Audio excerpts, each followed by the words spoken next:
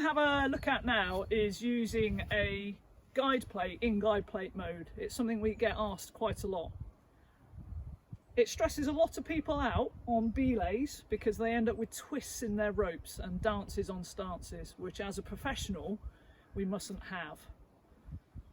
It's called the George Mac technique, named after George McEwen from way north of the border, mainly because George was the first person to put it out there formally through the Association of Mountaineering Instructors. So we're going to have a look at that system now. So the first thing is when you arrive on the stance and you've got an idea of where your belay is going to be, just make sure that you've still got the ropes and the clients on the right side. So my green client is on the left and my blue client is on the right. So I'm going to try and avoid doing any 360s when I'm on the stance. That's the first key thing. I've built a bomb-proof belay up here off the dry stone wall in my garden. Absolutely bomber kit, this. And I've brought it down to a central power point. So the first thing I want to do is make myself safe. So I'm going to clip myself in. Now I clip in with the outside rope. So I know that the route is going off to my right, I've got my back to it, and then that's the rope I'm actually going to clip myself in with as well.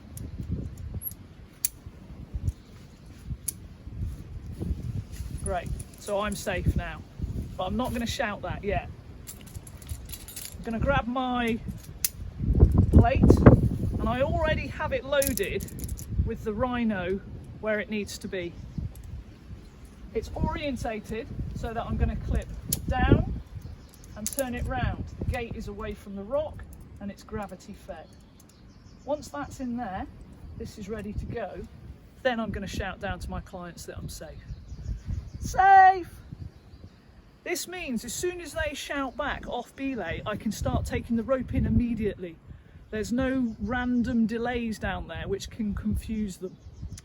So they've given me the shout, so what I'm now going to do is take in the rope, and this is a really, really important stage. You must take the ropes and put them over the top. This is going to be critical later on. So I'm going to put them all the way over and dump them down here. This leaves the ledge clear then for my clients to stand on. I could flake it over my belay rope if I wanted, that would be fine as well. But the key thing is to get it from this side over to this side. So talk amongst yourself while I take the rope in. I don't need to worry about keeping the ropes on the right side. I can just take it in really quickly because I know that I've climbed up keeping the ropes parallel, and I know here I haven't spun round. So in this system there are no twists at the minute. So I'm just going to take it all the way in until I get a shout from the two of them. So that's them down there. Now then, at this point, it is important. Look down the route, give your ropes a flick and check that green is on the left and blue is on the right. Now this needs to come up to the guide plate. And this is the place where a lot of people struggle with this technique, but there's a really simple way of getting the rope in. So you'll notice now the way that I've clipped the guide plate into the belay. It's clipped so that the teeth are facing the rock face and the wire swage is facing up to the sky. So what I now need to do is get the ropes into there. So I've taken it in, this is my clients here. Hand down to the ground like that. Check that you've still got green on the left, blue on the right.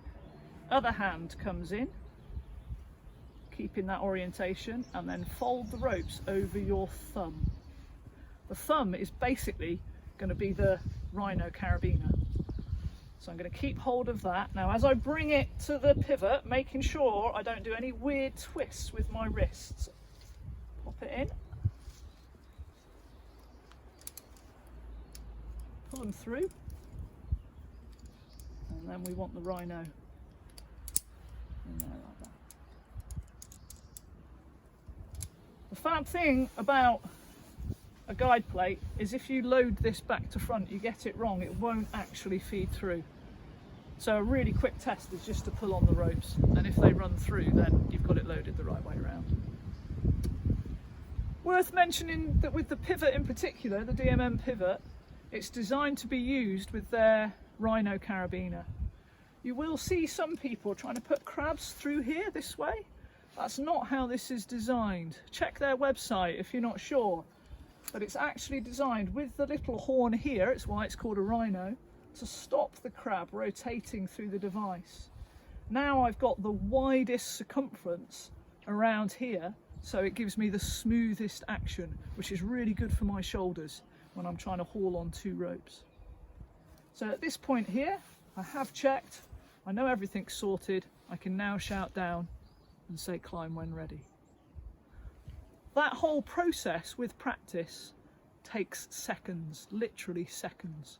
So if your clients are doing anything funky on the belay down there, maybe going for their clove hitches early, even when you've told them not to, you're going to have them on belay very, very quickly. Right, so I'm going to bring them up. You can press pause. So the great thing when you've got the guide plate orientated in this George Mack technique is if I want to pay out slack, particularly with a pivot, which is just the best device ever for doing this sort of thing. So if my client for some reason needs to step down or they ask for slack, I'm always suspicious, but there could be a valid reason. All I've got to do now is push up and slide the rope out, or I can slide the other rope out while keeping hold of both brake ropes. It just works so much easier than trying to get your hand around the back of the device. Okay, as I'm taking in, you'll notice I'm doing slippery hands on the rope, but it's a guide plate, so that's ace. I'm not actually letting go. It doesn't matter, you can see the blue rope isn't moving, the green rope is, but I've got hands on both sides. And then the other key thing is I'm managing the spare rope, throwing it over the top. So the picture here on this side where the clients are going to come up to is really clean. Right, so we now have blue boulder arriving at the belay and green boulder arriving at the belay, and what we now need to do is organise things so that I can lead off up the next pitch. I think one of the reasons a lot of people can get themselves in muddles at belays is once clients start to arrive, they try and do everything too fast. So if Mr. Blue client has arrived, but Mrs. Green client is still down there somewhere, I'm not in a rush to try and get him clipped in. I'm just going to get him to chill out on the ledge, have a breather, admire the view, you know, rather than trying to worry. Now what I might do is I might decide to actually just put an overhand knot in to his rope like that, so that I can then let go with that one and carry on with the green one. Now generally guide plates, when they're loaded parallel like this in a nice straight line, they are gonna work for you and they will lock on the rope. But if there is any slight play in the angle, maybe this rope is down and that rope's out to the side, it is possible for them to slip. So by doing that, it just gives me a little bit of a safeguard. And then we get Mrs. Green Climber, she comes up as well. So we're now all on the stance, and what I need to do now is get everybody clipped in safe. I might decide to pop a knot in there as well. It just means I'm hands free. I like to do things the same way on every belay. So the first thing I get them to do once they have got their breath back is to make themselves safe. I don't worry about getting gear back or anything like that. So what we need to do now is have a nice system here that I can get them clipped into, which isn't gonna create any twists in the rope. So we're gonna get them clipped in, and having a system for this definitely makes your life easier. So I tend to use the same thing each time. I am a big fan of these colour-coded DMM carabiners, so I'm going to pop the green one on the left of the belay plate, so that one's going in there, and then the blue one in the middle between myself and the belay plate. And so the two ropes are going to go in here like this. It just paints a really clear picture for the clients and for myself, particularly for them when they're first getting to grips with multi-pitch climbing and there's a lot going on at a stance. These crabs just help make things a little bit clearer and a little bit safer. Great, so what we're going to do now then is get them to tie themselves in with a clove hitch. Pop that in. And you'll notice I'm just leaving a little bit of slack there, and this isn't bar tight yet either. And we can get the clients to do this for themselves. Yes, it might take 15 minutes, but you know, at least they're learning, so it's all good. And again, be patient. So you'll notice I've got the carabiners in with the gates up to the sky and the barrel gravity fed. So that screw gate discipline, that's RCI level. We would expect that throughout everything on the belay. So just make sure that you are paying attention to that sort of side of things. So they're clipped in, they're both clipped in. So what I can do now is remove the guide plate. I keep the rhino clipped into the plastic and it stays like that on my harness then, so it's ready to go at the next belay. And then what I'd get them to do is to adjust their clove hitch, which might take another 15 minutes, but there we go. At least they're learning, that's great.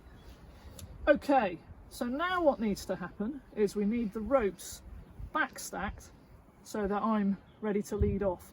And this is where having everything over the top really helps paint a clear picture for you. So even at this point here, you can see that the ropes, once they're flaked out, there's no twists. There's nothing here that's gonna cause you any problems. The key thing is the outside person's rope. The outside client's rope is over the top of everybody else's. That's really key. If this rope is underneath, you are going to have a twist, you are going to have problems. So just take your time and make sure that's what you're getting when you're getting them clipped in. So what we're now ready to do is to backstack the rope. Now before we jump into that, I am going to get the clients to think about which is going to be the best hand for their brake hand with the belay plate orientation, and also where then they need to put the rope to make sure it's feeding into that side of the belay plate. So let's say we've got Mrs. Green on the left and Mr. Blue on the right, and then away we go. Now then, again, instructors try and shortcut this in as much as they're trying to do other jobs while the clients are feeding the ropes.